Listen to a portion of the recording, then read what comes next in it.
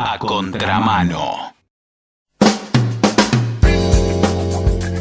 La ley de alquileres debe ser una de las leyes más cascoteadas que hubo en los últimos años por todo el mundo, aún por aquellos que deberían defenderla. Es un tema nodal para nosotros, tiene que ver con el derecho, uno de los derechos más básicos que claramente no se está cumpliendo, como tantos otros en nuestro amado y pobre país.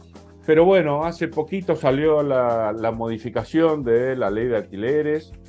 Nos da miedo saber qué es lo que se resolvió, pero la verdad, más que interés, no tenemos ningún conocimiento en el tema. Por eso vamos a hablar con alguien que sí tiene y mucho conocimiento al respecto. Esa es Magalí Sidulnikov.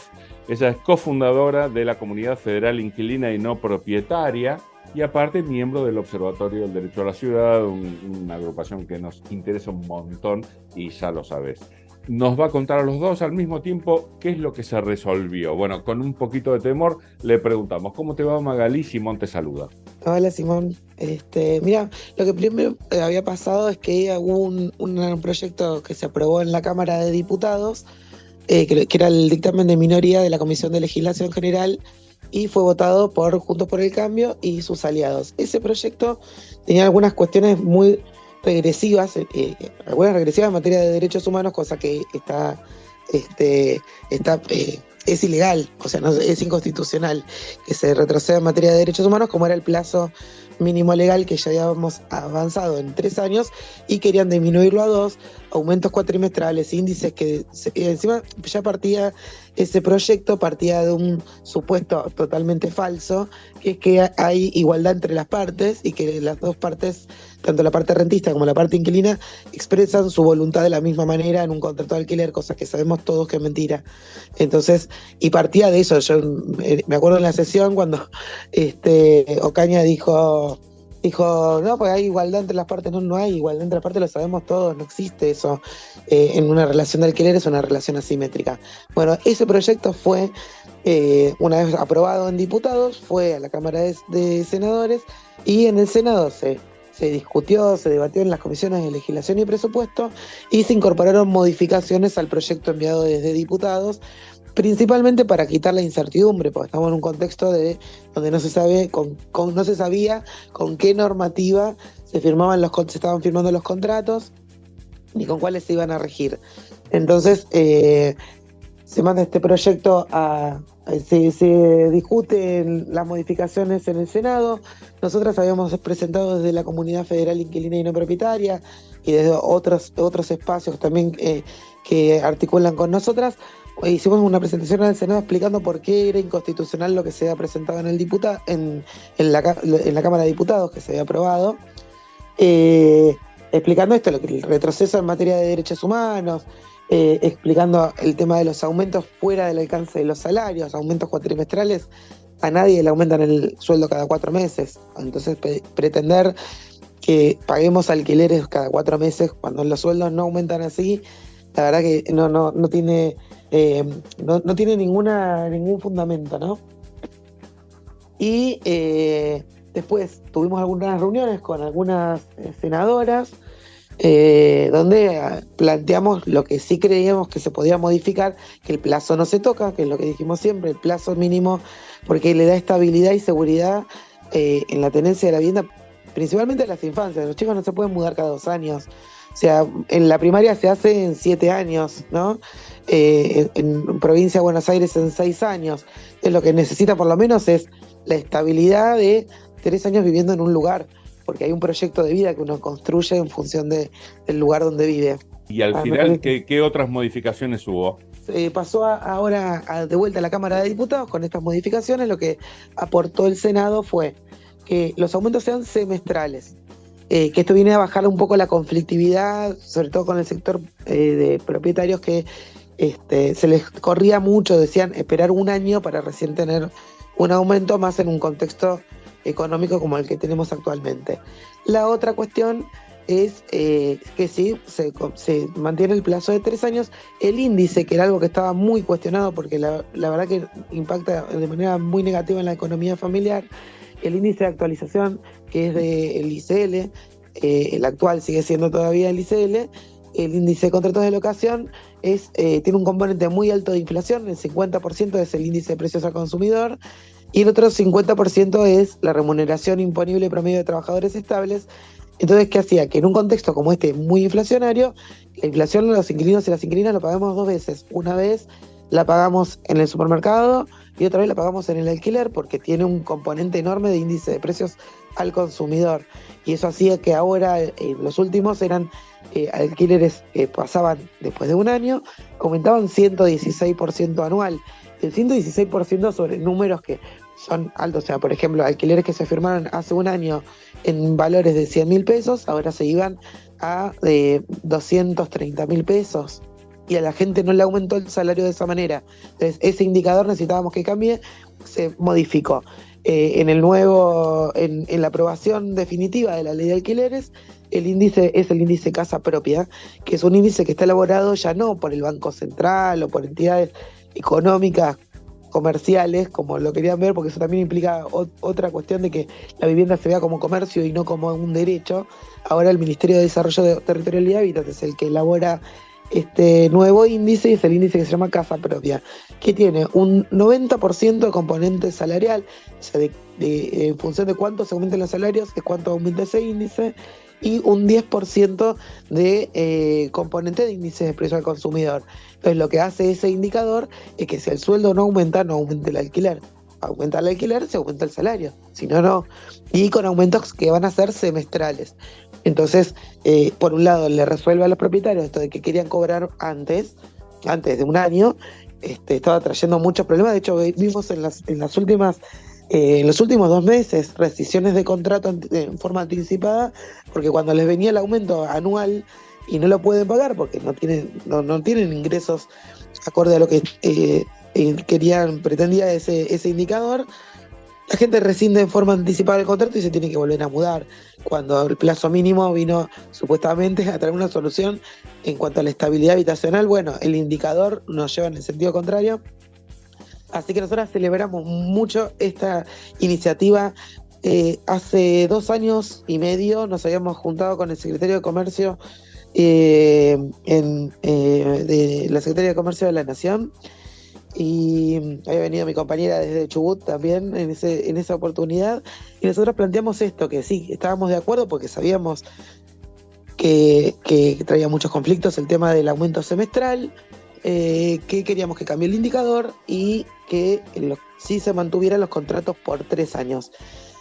Lo planteamos hace 2 años y medio, y la verdad que hubiera sido buenísimo que lo pudiéramos haber logrado por consenso, como intentamos hacerlo en ese momento, con consenso con las cámaras inmobiliarias, nosotros era, bueno, cedemos un poco en esto, pero hay cosas en las que no queremos que se retroceda, como el plazo, y bueno, nos llevaron a la discusión al Congreso de la Nación para 2 años y medio después votar las modificaciones que nosotras pedimos hace 2 años y medio. Así que estamos contentas de que por lo menos fue larga la espera, nos trajo muchos problemas, pero por lo menos llegó una respuesta que viene a resolver una parte de la crisis habitacional. También creemos que es necesario el Programa Nacional de Alquiler Social, que sin un programa, después de una crisis como la que tuvimos, como la que tenemos, después de una pospandemia, un aislamiento social preventivo y obligatorio que además trajo un marco jurídico con el tema de los alquileres y demás, no se sale de una situación crítica sin un programa. Y en este momento lo que necesitamos es que el Estado cumpla con la ley de alquileres, que esto siguió estando vigente en todo momento, no es uno de los artículos que se haya modificado. El Programa Nacional de Alquiler Social sigue vigente. No estaba en discusión, igual sí le modificaron un poquito, y también ahí es un logro de esta comunidad federal inquilina y no propietaria, porque yo no sé si te acordás, pero yo creo lo habíamos hablado en otro momento. En el año 2021 hice un informe que se llamó Informe Preliminar de la Situación Inquilina en Argentina. Un informe breve, debe tener, creo que tiene en total, contando portada y todo, 20 páginas. Pero en ese informe lo hice porque me di cuenta de que no había información sobre cosas que necesitábamos saber para poder elaborar políticas públicas, como por ejemplo cuántas infancias hay alquilando, cuántas infancias inquilinas tenemos en nuestro país, cuántas personas adultas mayores tenemos en nuestro país alquilando, ¿no? ¿Cuántas familias inquilinas están en condición de hacinamiento? Bueno, todos esos son datos que no tenemos. Yo los planteé como interrogantes, traté de buscar la respuesta en ese informe y lo tratamos justamente de que llegue a todas partes. Llegó al Poder Ejecutivo, llegó al Poder Legislativo ese informe, y ahora lo que hicieron fue agregarle al Programa Nacional de Alquiler Social, que ya estaba en el título 3 de la ley, agregarle que el Estado está obligado a elaborar en forma periódica información estadística, datos y demás acerca de la población inquilina, como no lo sabía. O sea, tomaron esa propuesta que nosotras hicimos también en el informe, la necesidad de tener datos para poder elaborar políticas, y ahora se sumó a la ley en el programa de alquiler social esto de que el Estado tiene que producir datos. Lamentablemente, como tenés que llegar a una ley para que le diga al Estado qué es lo que tiene que hacer cuando Sí, es los una datos locura, sobre pero bueno, vivimos acá. pero Es una locura. pero lo logramos que igual que se implemente. Habíamos pedido antes de eso, pero pedimos al INDEC, nos mandaba los datos en formatos estadísticos que eran prácticamente indescifrables. Les pedíamos el cruce de datos, porque esto es fundamental para nosotras. ¿Cuántas infancias alquilan en Argentina? Pues sabemos que el número aproximadamente, y es por un cálculo que también está en ese informe, un cálculo que hice aproximadamente como una proyección, fue de 9 millones de inquilinos e inquilinas en Argentina. Esto fue previo al censo. Y no sabemos cuántas infancias, porque sabemos por ejemplo, que hay 7 de cada 10 chicos en nuestro país no comen todas las comidas que necesitan por día.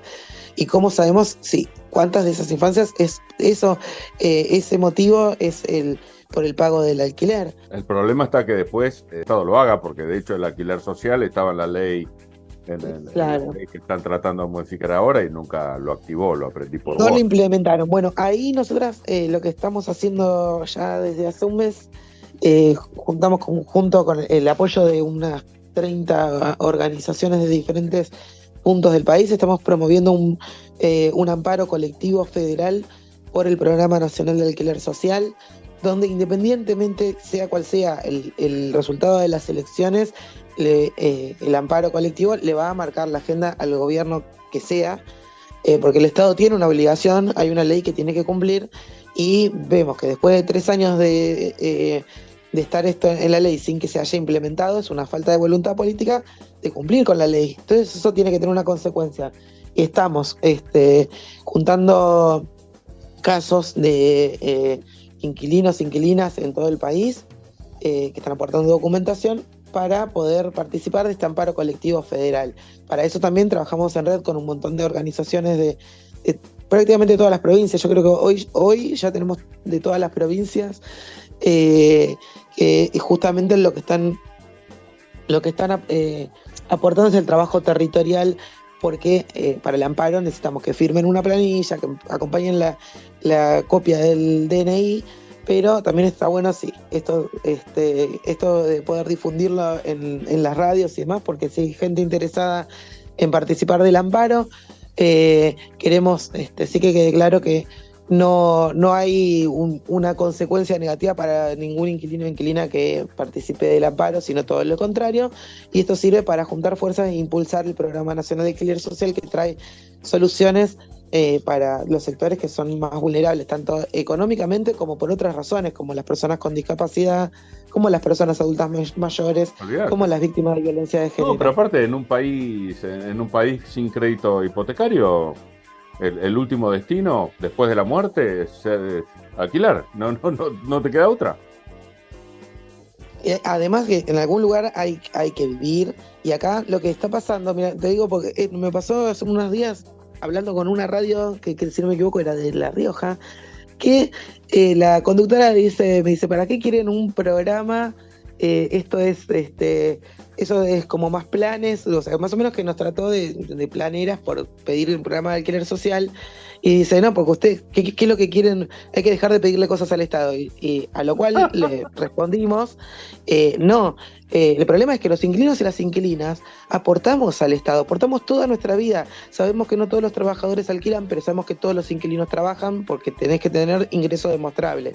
Entonces, si vos te la pasás toda tu vida laburando, aportando a un sistema, pagando todos los impuestos, somos los que más impuestos pagamos y los que no estamos recibiendo ningún beneficio. Entonces, a partir de lo que nosotras ya generamos riqueza, pagamos impuestos, bueno, el Estado tiene que devolvernos eso de alguna forma. Bueno, es otra discusión, pero estamos tan confundidos que ni sabemos qué pedir, ni sabemos a qué tenemos derecho, pero bueno, es parte del problema, ¿no? Refrescame mi conocimiento cívico, que puede tener baches. Ahora volvió con modificaciones a diputados. ¿Cuáles son los pasos a seguir? Tienen que ver si aceptan esas modificaciones o aplican nuevas, ¿no? No, ahora lo que pasó, el proyecto salió de diputados, ¿no? Primero, fue al Senado. En el Senado se aprobó con modificaciones, esas modificaciones se volvieron a discutir en diputados en el día de ayer, estuvieron desde el martes hasta la madrugada del miércoles, y se aprobaron las modificaciones impulsadas por el Senado de la Nación. Por lo tanto, ya son ley estas modificaciones. Empiezan a regir a partir de la publicación en el boletín oficial, que eso tiene que ser en los próximos días, y eso va a implicar que los nuevos contratos que se firmen por estas nuevas variables, siguen siendo de 3 años, aumentos semestrales, y por el índice hogar, por el índice casa propia. ¿Qué pasa con la informalidad? Cosas que yo también aprendí con vos, porque de hecho es una especie de hipocresía pensar que una ley va a mejorar la situación de todos, si en realidad esa relación entre propietario e inquilino no está formalizada. Es como el trabajo, ¿no? Se logra una mejora laboral, pero para la gente que labura en negro, obviamente no va a existir porque justamente trabaja en negro. ¿Qué pasa con la informalidad? ¿Hay algún mecanismo por el cual traten de que se reduzca? La ley es de orden público, y si bien hay contratos que los hacen fuera de la ley, eso le trae principalmente problemas al rentista, porque justamente después es muy difícil que pueda ejecutar un contrato que hizo fuera de la ley. Hay contratos que nosotros recibimos mismo estas últimas semanas, donde veíamos que proponían, por ejemplo, por plazo de 2 años. Bueno, si dice 2 años, como el plazo mínimo legal es de 3, se tiene válido por 3, aunque diga 2. Entonces ahí donde trataron de hacer trampa, ¿no? De hacer fraude de ley, se llama eso, de esquivar el cumplimiento de la ley, lo único que hace es que se les vuelve en contra porque no tienen ellos mismos previsibilidad sobre esos contratos.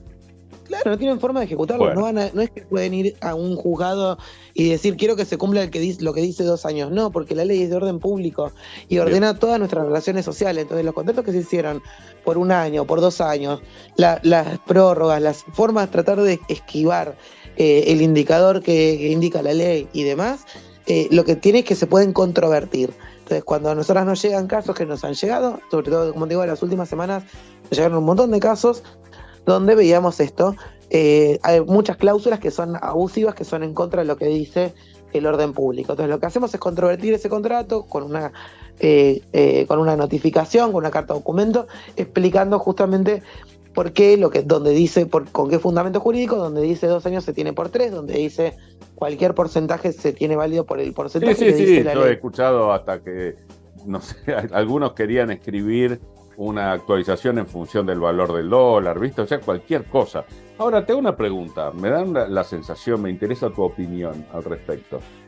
A mí me parece que los pequeños propietarios se parecen bastante más a los inquilinos que lo que parece. Me da la sensación de que el problema no es la persona que tiene una propiedad y que depende de justamente ese dinero como del aire para vivir. Me parece que este es un juego de grandes jugadores, por ser redundante, y nos peleamos entre los chiquitos. Mira, nosotros no tenemos la visión de que como si fuéramos enemigos.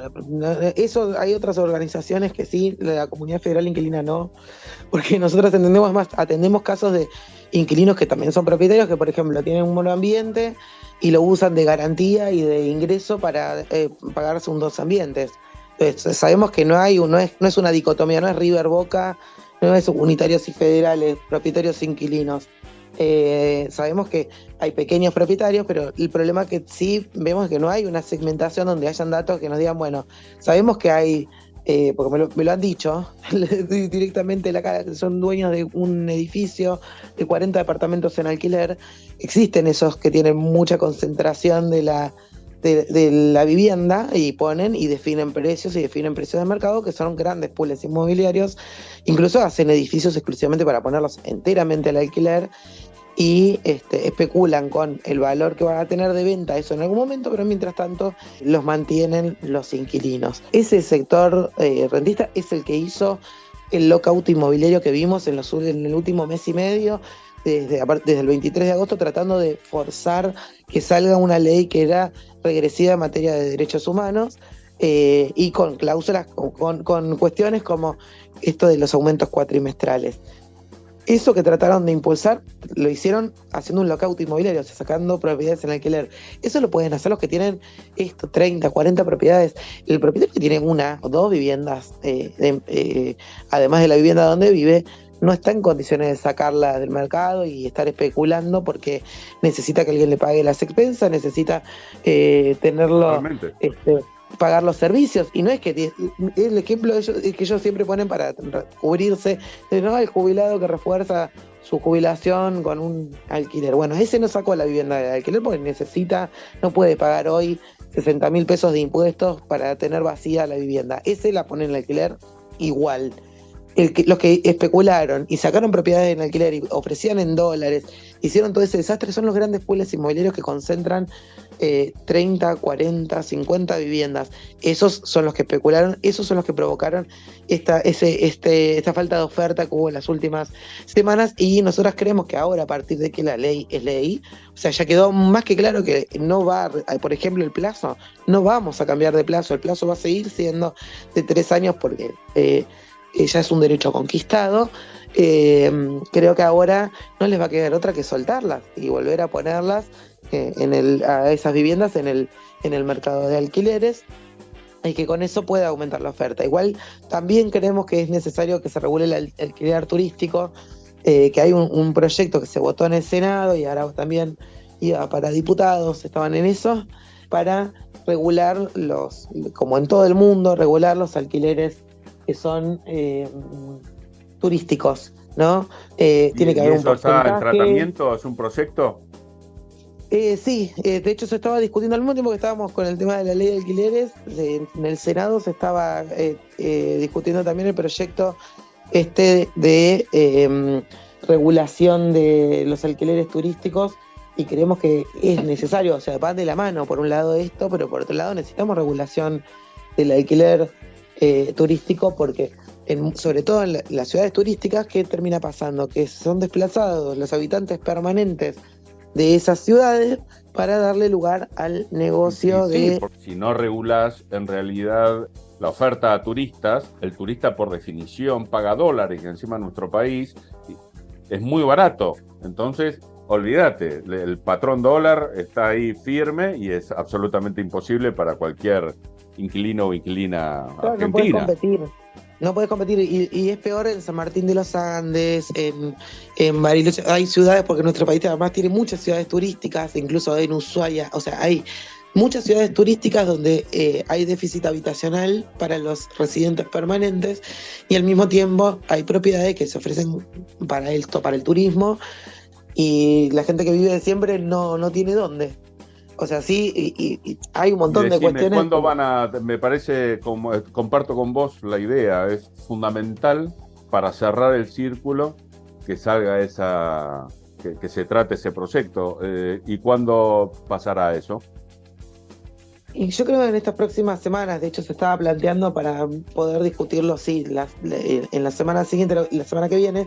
Lo que pasa es que también en este contexto donde todo bastante revolucionado, es como que, ¿qué haces? Primero, la sesión de este martes fue maratónica, se estaban votando con sin IVA para que el Congreso define esta cuestión impositiva de la quita de una gran parte de ese impuesto, y estaban con la ley de alquileres, y ahora como no, gran parte de la primera mitad del año no estuvo trabajando el Congreso como debería, entonces ahora quieren hacer todo ya y todo junto. Así que no sabemos, esperemos que la semana que viene se pueda hacer, pero bueno, sí sabemos que pronto va a haber una solución en ese sentido. Ya se había planteado en diputados, pero no fue aprobado el proyecto que se había presentado en diputados.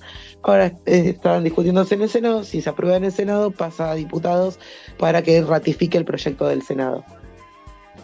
Ok, bueno, por favor, tenernos al tanto. Y en algún momento también van a tener que hacer la Gran Berlín, ¿no? Empezar a regular a los grandes pools propietarios. Para eso necesitamos saber quiénes son, dónde están, porque hoy no tenemos nada de eso. Sabemos más o menos que hay 9 millones de inquilinos e inquilinas en Argentina, pero no sabemos cuántos propietarios hay. No sabemos cuántos propietarios poniendo viviendas en alquiler, ¿no? ¿Cuántos hay? Si son 5 millones, si son 4 millones, si son 2. No sabemos cuántos, para esos 9 millones de inquilinos e inquilinas, cuántos propietarios hay y cuántas propiedades tiene cada uno de ellos en alquiler. Tema fundamental. Bueno, apenas vayas, sabés que tenés micrófono abierto, es una cuestión que nos interesa enormemente, así que andá por favor participándonos de lo que vayan sabiendo y de lo que vayan haciendo, porque es esencial para nosotros. Sí, cómo no. Bueno, querida Magalí, ¿querés cerrar con algo que no haya salido en la charla? Oh, sí, esto queremos poner énfasis en el Programa Nacional de Alquiler Social, en el amparo colectivo federal por el programa de alquiler social. Tenemos un formulario de Google que se completa muy rápido porque tiene datos muy esenciales, y la única dificultad que puede tener el formulario es que hay que descargarse una hoja, firmarla manuscritamente y enviarla al mail de la comunidad para poder participar del amparo federal. Pero bueno, necesitamos la participación de la mayor cantidad de personas posibles para Brillante, que bueno, a ver, pasanos los datos de tu comunidad, a ver, pasarlo, el avisito. Las redes de la comunidad son en Twitter, @inquilines, en Instagram, Comunidad Federal Inqui, y en Facebook, Comunidad Federal Inquilina y No Propietaria. Brillante. Bueno, mil gracias, Magalí. Quedamos recontra en contacto. Te mando un abrazo grande. Dale, gracias.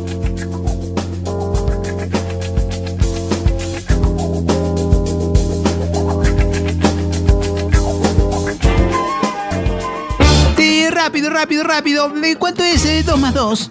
5. ¡Ay, Dios! ¿Cómo 5? ¿Qué preferís? ¿Velocidad o precisión? A contramano.